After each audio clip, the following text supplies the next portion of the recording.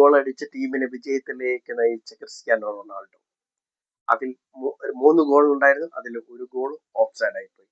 ആ ഓഫ് സൈഡിൽ അടിച്ച സ്കില്ല് മനോഹരമായിരുന്നു. അദ്ദേഹത്തിന് പ്രായമായി, അദ്ദേഹം വീട്ടിൽ പോകാൻ സമയമായി എന്ന് പറഞ്ഞ് വിമർശകർക്ക് ഉള്ള ഒരു മറുപടിയാണ് ആ സ്കില്ല്. അദ്ദേഹത്തിന്റെ സ്കില്ലിനോ അദ്ദേഹത്തിന്റെ പ്രായത്തിനോ ഒന്നും തടസ്സമല്ല.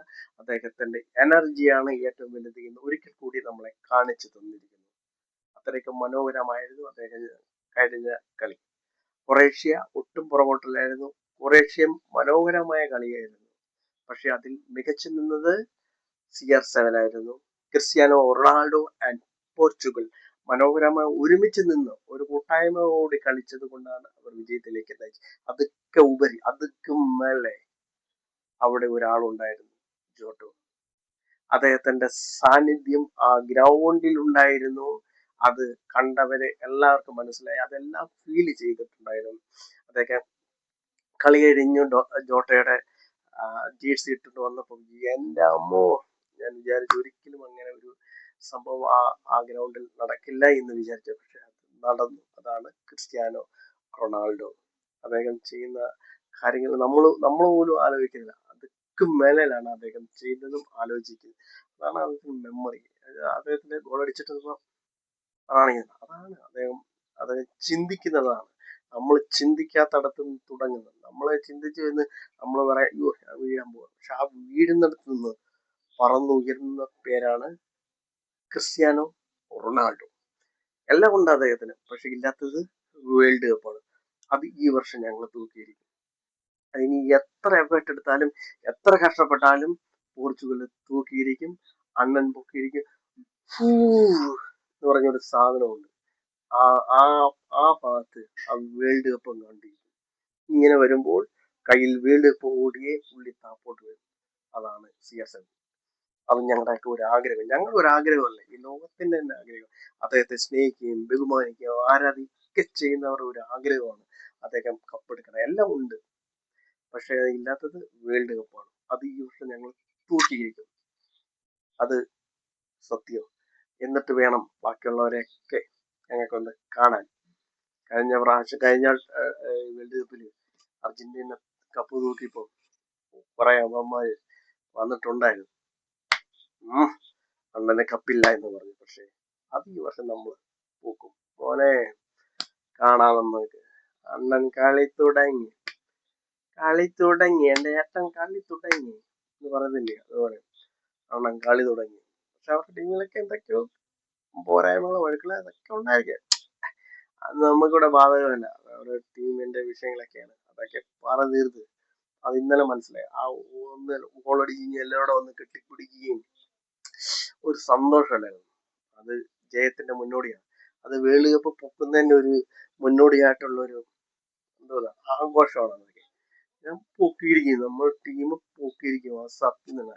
നമുക്കറിയാം പോർച്ചുഗലിനെ ഇത്രമാത്രം പോപ്പുലർ ആക്കിയത് CR7 തന്നെയാണ്. അതിന് യാതൊരു മാറ്റവും. പക്ഷെ അതിന് മുമ്പ് ലെജൻഡായ കളിക്കാരും ഉണ്ടായിരിക്കും. പക്ഷെ നമുക്ക് ആർക്കും അറിയില്ല. പക്ഷെ പോർച്ചുഗൽ എന്ന രാജ്യത്തെ നമ്മുടെയൊക്കെ മനസ്സിൽ കൊണ്ട് തറപ്പിച്ചത് CR7 ആണ്. നമുക്കറിയാം മഞ്ഞപ്പട ബ്രസീലിനെ നമുക്ക് ഇതിനു മുമ്പ് പെലെ ഉണ്ടായിരുന്നു, റൊണാൾഡോ ഉണ്ടായിരുന്നു. ഇവരെല്ലാം അവരിലൂടെയൊക്കെയാണ് നമ്മൾ ബ്രസീലിനെ അറിഞ്ഞത്.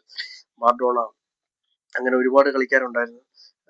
അർജന്റീന, അങ്ങനെ അവരെയൊക്കെ അറിഞ്ഞത് നമ്മൾ മറ്റുള്ള കളിക്കാരെ വിടും. പക്ഷെ പോർച്ചുഗലിനെ നമ്മൾ അറിഞ്ഞത്, സ്നേഹിച്ചത്, ബഹുമാനിച്ചത് ഒക്കെ CR7 എന്ന ആ ഒരു മഹാ കളിക്കാരനിലൂടെയാണ് നമ്മൾ ആ രാജ്യത്തെ സ്നേഹിക്കുകയും ബഹുമാനിക്കുകയൊക്കെ ചെയ്തത്. അത്രയ്ക്ക് വലിയ ഇഷ്ടമാണ് നമുക്ക് CR7. എന്തായാലും അദ്ദേഹം ഈ വർഷം നമ്മൾ കപ്പെടുക്കണം. അതായത് ഞാൻ കഴിഞ്ഞ 2 ദിവസത്തിന് മുമ്പ് ഇൻസ്റ്റയിൽ ഒരു വീഡിയോ ഉണ്ടായിരുന്നു.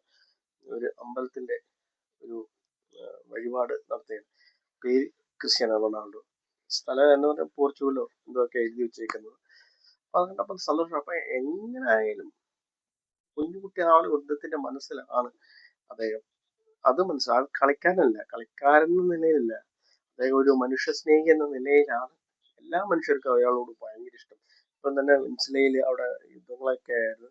അവിടെ ഒരു ഹോസ്പിറ്റലിൽ ഒരു കുഞ്ഞിനെ അദ്ദേഹം ഫോണിലൂടെ സന്ദേശം അയച്ച് വാട്സാപ്പിലൂടെ വിളിക്കുകയോ ഒക്കെ ചെയ്യുന്നുണ്ട്. അതോ ഇനി അങ്ങോട്ട് മെസ്സേജ് അയച്ചിട്ടുണ്ട്, ഞാൻ വരാം, കാണാം, എൻ്റെ കളി കാണാനൊക്കെ വരണമെന്നൊക്കെ പറയുന്നുണ്ട്. ഞാൻ കുഞ്ഞിൻ്റെ കാലൊക്കെ മുറിച്ച് കളഞ്ഞ് പുള്ളി കിടക്കുന്ന സ്ഥലത്ത് വീഡിയോ ഞാൻ കണ്ടിട്ടുണ്ടായിരുന്നു. അതൊക്കെ അങ്ങനെയാണ്. അതുകൊണ്ടാണ് അദ്ദേഹത്തിന് വലിയൊരു നമ്മൾ അദ്ദേഹത്തിനെ സ്നേഹിക്കുകയും ബഹുമാനിക്കുകയും ഒക്കെ ചെയ്യുന്നത്. ഒരു കളിക്കാരൻ എന്ന നിലയിലല്ല, അതിക്കും മേലെ. കഴിഞ്ഞ ദിവസം നമ്മളൊരു വീഡിയോ ഉണ്ടായിരുന്നു, മമ്മൂക്കയുടെ മോൻ പറയുന്നിട്ട് എനിക്ക് CR7 ആണ് ഇഷ്ടം, ഞാൻ അദ്ദേഹത്തിന്റെ കൂടെ നിൽക്കും. കാരണം അയാള് 10 രൂപ 10 റുപ്യ അങ്ങനെയാണ് പറയുന്നത്. 10 റുപ്യ മറ്റൊരാൾക്ക് കൊടുക്കുന്നത് സത്യമാണ്.